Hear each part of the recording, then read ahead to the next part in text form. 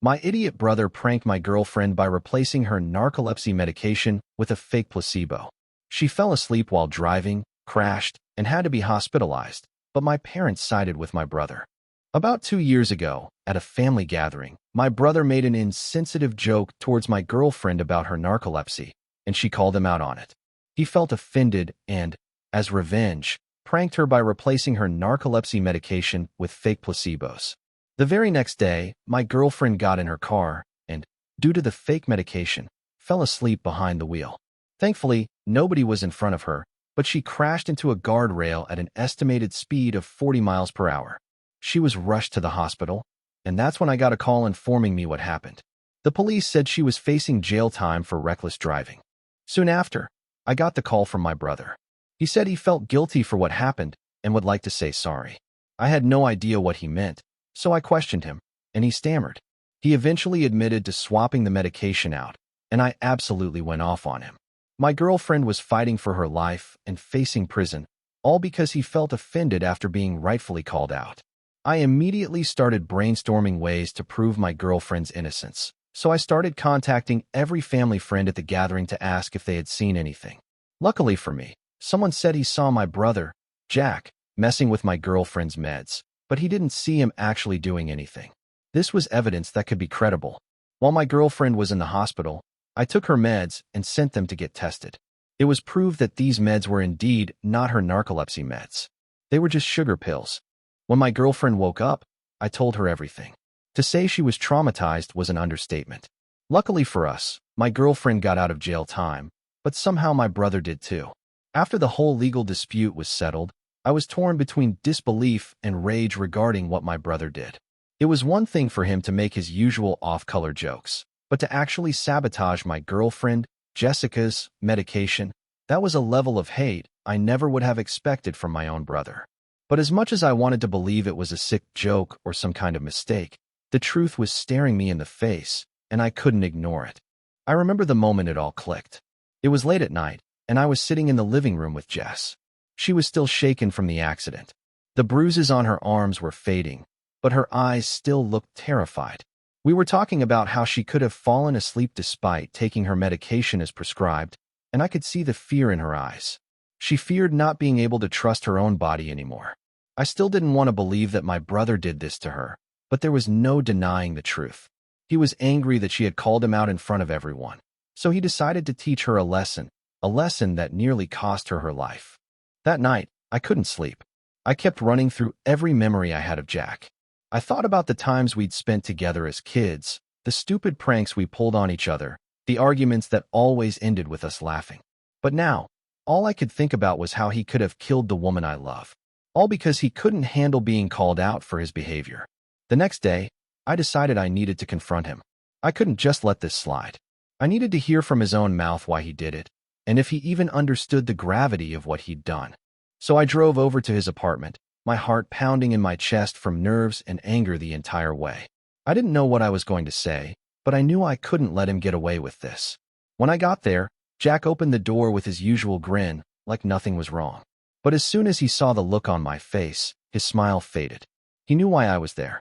I immediately asked him if he messed with Jess's medication. He didn't answer at first. He just looked at me, and his eyes darted around. This was the first time in this whole debacle I had confronted him like this, because every other time, I was too busy either staying at my girlfriend's hospital bed or trying to prove that he did it. I never had the time to just confront him like a man. He stood there blankly, then sighed and admitted what he'd done. He said he wanted to scare her and make her think twice before mouthing off again. He hadn't just scared her. He almost took her life from her. He claimed that it wasn't supposed to go that far and eventually apologized. But I couldn't take it anymore. Sorry didn't cut it. I told him what he did was unforgivable. He told me I was selfish for cutting him off for one mistake and tried to convince me that I was overreacting. I couldn't keep him in my life after this. I turned, walked out of his apartment, and slammed the door behind me. I didn't trust myself to stay in that room for another second without doing something I'd regret. As I drove home, my mind was racing. When I got back to our place, Jess was waiting for me, her eyes red from crying. I sat down next to her and told her what I just did. She didn't say much. She just nodded and stared at the floor. I could see how much this hurt her and how betrayed she felt. It wasn't just the fact that Jack had tampered with her meds. It was that someone she trusted, someone who was supposed to be family, had done this to her. That night, we decided we needed to step back from everything, from Jack, my family, and all the drama. We needed time to process what had happened and figure out how to move forward. We agreed to cut contact with Jack completely. There was no way we could have him in our lives after what he'd done. But cutting ties with Jack wasn't as simple as we'd hoped. When my parents found out what had happened, they were furious, not at Jack, but at us. They called me to come over to their house to talk, and I brought Jess with me. Before I could get out a word, they started fussing. They couldn't believe we were turning our backs on family over what they called a stupid mistake. They kept saying that Jack didn't mean things to go so far, and that he was upset and made a bad decision. They even suggested that Jess was partly to blame for pushing him by calling him out at the reunion. They said that she should have handled the situation after the reunion, one-on-one, if it mattered so much to her. I couldn't believe what I was hearing. My parents were trying to defend Jack and make excuses for him. When I tried to explain how serious this was, how close Jess had come to dying, they just brushed it off, telling me I was overreacting. They even said that the jail time she would have faced wouldn't have been long enough for her to get a record. They demanded that I fix my relationship with Jack and even told me to apologize to him. In the end, Jess and I decided we couldn't stay in that toxic environment any longer. We packed our bags and moved to a different city a few hours away. We were far away from the memories and the drama, and we wanted to build a new life together. It wasn't an easy decision, but we knew it was the right one. The first few months were tough. Jess was still dealing with the physical and emotional trauma from the accident, and I was struggling to come to terms with the fact that my own family had turned against us. We leaned on each other a lot during that time and eventually found comfort in knowing that, no matter what, we had each other. Eventually, Jess started seeing a therapist to help her work through the trauma. It was a slow process, but I could see her getting stronger every day. She was learning to trust herself again, and I was learning too how to be there for her and support her without trying to fix everything. During those months, I didn't hear from Jack. Not a single call, text, or email. And honestly, that was fine by me. After everything that had happened, the silence was a relief. It gave me the space I needed to focus on Jess and our future without the constant reminder of my brother hanging over my head. I thought maybe Jack had finally understood that what he'd done was unforgivable, that there was no coming back from it. Then, out of nowhere, I got a call from him. I was at work, in the middle of a meeting, when my phone buzzed in my pocket. I looked down at the screen, and my heart skipped a beat when I saw Jack's name flashing there. For a second, I just stared at it, frozen.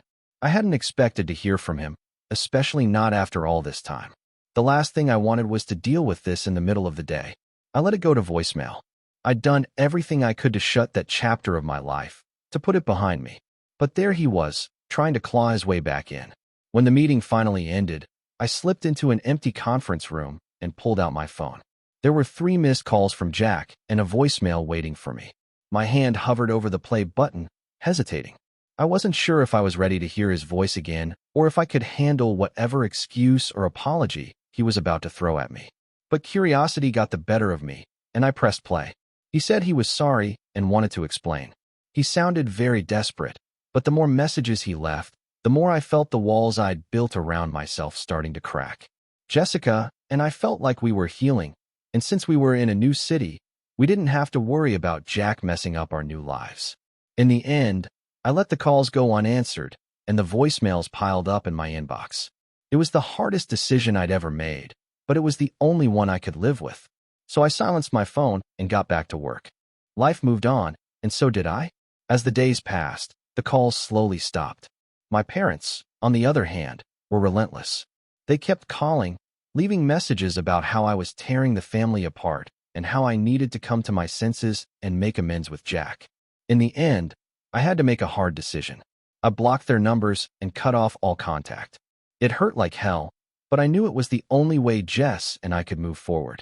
We needed to focus on ourselves and our healing without the constant pressure from my family. Slowly but surely, things started to get better. Jess was progressing in therapy, and we were adjusting to our new life in the city. We found a nice apartment and made some new friends. We talked a lot during those days. We made a promise to each other that we would always be honest and always communicate, no matter how hard it was. That promise became the foundation of our relationship, the thing that kept us strong even when everything else felt like it was falling apart. Of course, there were times when I missed my family. Holidays were especially hard, knowing that everyone was together while Jess and I were alone. But I knew that going back wasn't an option. A year passed, then two, and slowly the pain started to fade. Jess and I found our rhythm. We traveled, explored new places, and made new memories. And with every new experience, the past felt a little further away. But just when I thought we were finally in the clear, something happened that brought it all rushing back. It was a cold day in December when I got a letter in the mail from my parents. I almost didn't open it. Part of me didn't want to know what they had to say, but curiosity got the better of me.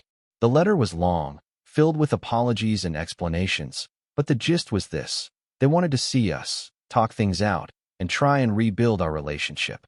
At first, I didn't know what to think. I wanted to believe they were sincere and that they'd finally come around and understood why we'd had to leave. But another part of me was skeptical. Was this just another attempt to sweep everything under the rug and pretend nothing had happened?